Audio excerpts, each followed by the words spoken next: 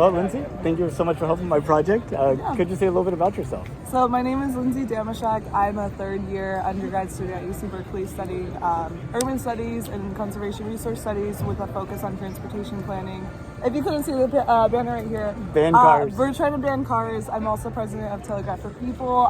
We're a student-run organization on campus advocating for Telegraph Avenue to be car-free because there's so many different impacts, and it just, if you've ever walked on that street, it really just doesn't make sense for there to be cars. Like I said earlier, it's the second heaviest pedestrian walked street in the East Bay next to Oakland's Chinatown, and it just really just doesn't make sense for there to be cars there. So we're having a Transit Month rally this Saturday, but I'm sure by the time people watch that, it already passed. But. I know, I like to think my target audience hasn't even been born yet. So, yeah. They'll come here, see Telegraph as car-free, and they'll be like, what are you talking about car-free? It's always been car-free. And because of your efforts. Yeah, that's the goal. That's the goal. So anyway, I had a few standard questions I wanted to run by you. So first of all, did you know that NASA's planning to send astronauts back to the moon? I actually did not know that, no. Now that you do know, any reactions? Like, what do you think? I think that's a good idea, yeah. I just hope that nobody dies this time, because there's been a lot of, failed projects. But you look at, what is it? Elon Musk's company. And SpaceX. SpaceX, yeah, and they're doing a lot of good stuff. So I would love to see, NASA send more people. I think that we need to do more exploration into space. But I also think that, with climate change and everything, I think we should really be focusing our efforts on the Earth and trying to save our Earth and not, I don't know. I mean, space exploration is very important, but I think there's a lot of issues on here that we have to face.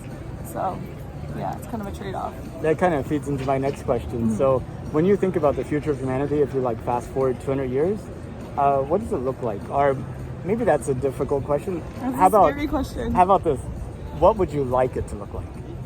I would like okay, that's such a broad question. Like me personally, or society? You personally, how would you 20 years from 200 now? years. 200 years. Yeah, well, I would hope that this Earth is still habitable 20 years or 200 years from now. I think with the current rate that we're going with oil and all of the terrible things that we're polluting our environment, it's a really sad reality. Like you look at the statistics and you just see it every day. Like living in California, you see all of the wildfires, you see it gets hotter every year, and just different places, we're gonna have climate refugees, and it's a real reality. And so I really just hope that we get our shit together and that we work collectively as as different countries, as different people to work together to fix this, so that our children have somewhere to live 200 years from now, and we don't have to go out, and explore, move to Mars to actually be alive. That would be great. Yeah. Yeah, no, I definitely think we should always have people on Earth, but I look at the universe and I see it as being a huge, vast place, and it seems like it kind of goes to waste if we're not out there too. I was just wondering what you thought about that. Yeah, I think that's what I mean. It's definitely a trade-off, right? Of where are we putting the money and resources? Because I think, I don't know the statistics off the top of my head of how much money the U.S. government is giving to NASA, but I do think exploration and that stuff is definitely important. But I think that we also need to prioritize that this is an emergency situation, right? We have people that are literally dying every year because of the climate crisis, because of these places are becoming inhabitable, right? So how do we reckon that, but also reckon with science, right, and exploration? There has to be a balance. We have to balance the issues of the day with the opportunities of tomorrow. I guess would be your point. Yeah.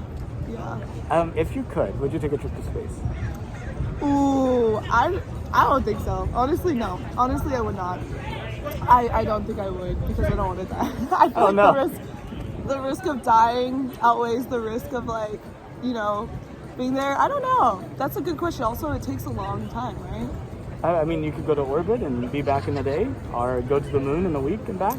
If it was something like that, yeah. If it was yeah, like a week or a day, definitely. But I was thinking like, you know, long term, Like going to Mars years. for- Yeah, isn't it like years it takes them? It takes like 6 months to get there, and then you have to wait until like the orbits realign, which takes another year and a half, and then 6 months to get back. So like 3, 4 years. I think I might go crazy if that was the case. But I mean, yeah, a day, a week, that would be nice. But I think it like right now it's so expensive, right? It's like, I don't know, like, you ever watch the Netflix movie? What's it called with Matt Damon? It was like the Oh yeah. So The Martian.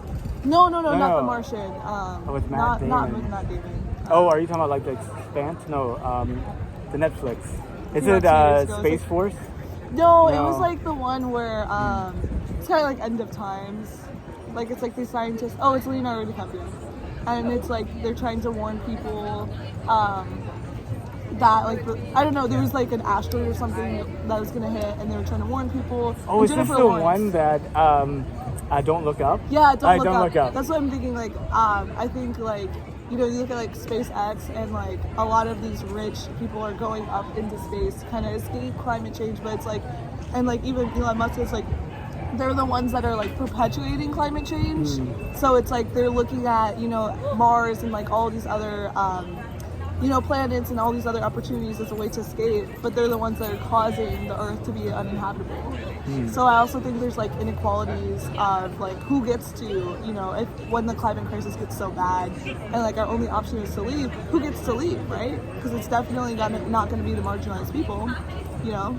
So that is a real reality. Yeah, I mean, it's just, I mean, every place we've looked at in the solar system is so much worse than Earth. Like, even if we completely mess up Earth, like, Earth will still be better than, like, Mars, Venus, the moons of Jupiter, moons of Saturn. And so, I mean, to live in those places, you have to, like, create sort of, like, these structures that people, like, live in. So if it ever got to that point, it'd be far easier, I think, to create those structures here on Earth and sort of, like, colonize the Earth than it would be to, like, move to another planet. So I definitely don't see space exploration as being, like, a backup plan, in my view. Yeah.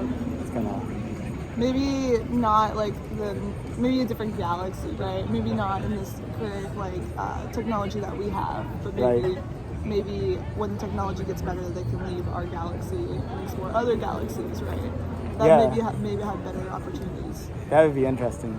I can't believe that we would have like that power, you know, that capability to like travel so distances so fast and not be able to have like the power to like manage this better.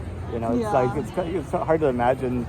It almost feels like, of course, I mean, we have nuclear weapons and nuclear energy, and yet we still have trouble. So maybe it doesn't go hand in hand. But so I wanted to come back to you about the van, the cars, and the telegraph. Yeah. Like, what got you into this? So this organization started about 2 years ago by somebody named Sam Greenberg and Brandon Young. They used to go to this university. They graduated a couple years ago, but it started out because the city of Berkeley was doing complete street projects on 4th Street. So it was Bancroft, Fulton, Dana, and Telegraph. Okay. And so I don't know if you walked on Telegraph or how familiar people are with Telegraph Avenue in Berkeley, but basically it's like a one-way from Bancroft to Dwight. So like 4 streets is like a one-way, and it's super congested with cars. You know, they're all just trying to turn onto Bancroft, but it is the second heaviest pedestrian walked street in the East Bay, and because it leads up to Sather Gate, which is the way that all the students have to go to campus. Right.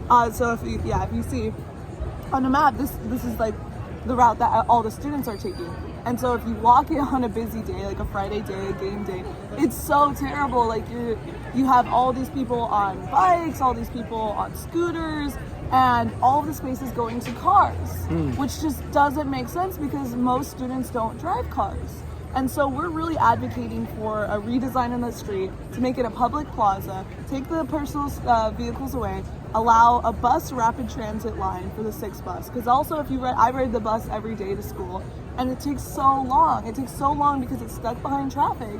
And these cars are all just trying to turn on this one street, so it's like, why can't we just reroute them to Bancroft on a different street, right? Like, nobody is stopping to park on Telegraph. Like, nobody is stopping to do anything. There's also no parking. There's only street parking. So it really just doesn't make sense. So that's what we're advocating for, but that's a long-range development project. So we also have a lot of other projects, like we're having a Transit Month rally because all of September is Transit Month. So we're having a rally to celebrate it.